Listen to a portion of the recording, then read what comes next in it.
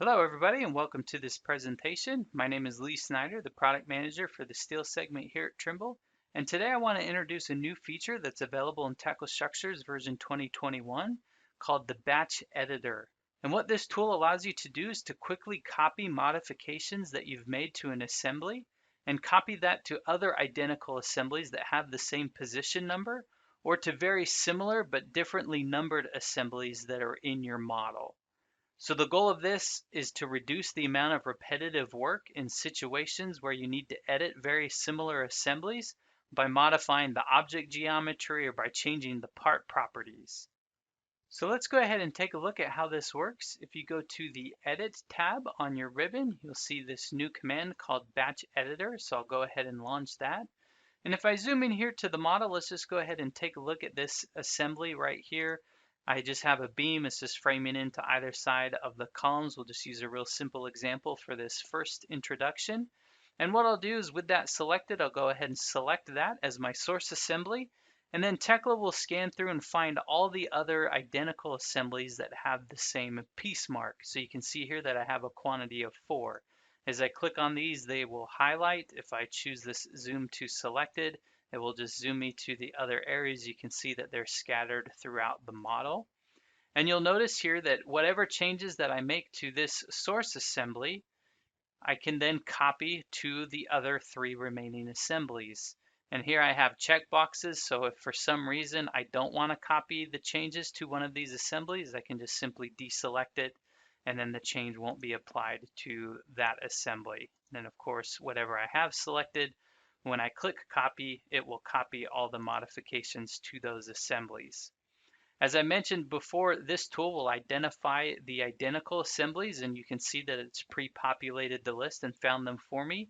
If you do have an assembly that's a different piece mark but very similar, you can go ahead and click add and add that to this portion of the UI here, and then those changes will also be copied to that assembly. So this comes in really handy if you have things that are numbered and they have different assembly marks and you're not sure why. You can choose the source assembly, add the other custom target assembly, and then make the modifications to combine those numbers. So let's go ahead and take a look at how this works. Just real simple here, I'll open up the properties for these connections, and we'll just make a simple modification where we go from 3 bolts down to 2. I'll go ahead and click modify.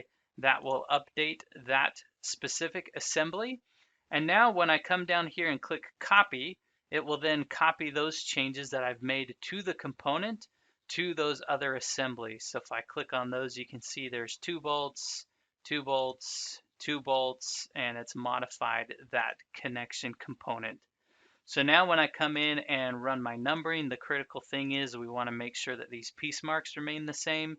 So I still have a quantity of 4. This is assembly B41. And then even if I come down here and just open up the connection properties, we can just verify that it did modify that connection the way that we did in our source assembly. Now the example that I just showed is using components. It doesn't have to be changes just made to the components. These could be like exploded or just manual modifications that you're making to the assemblies. I'll show an example of that here in a minute. Before I do that, I do also want to point out these settings. There's 3 setting options here depending upon your unique modeling scenarios. These are documented in the Tekla User Assistant, so I'd invite you to go read what these specific settings do over there. For now, I'll just keep all 3 of these checked and move on to this next example. So the next example here are these handrails. So I have a quantity of 12. So let me go ahead and I'll just add those here to my source assembly.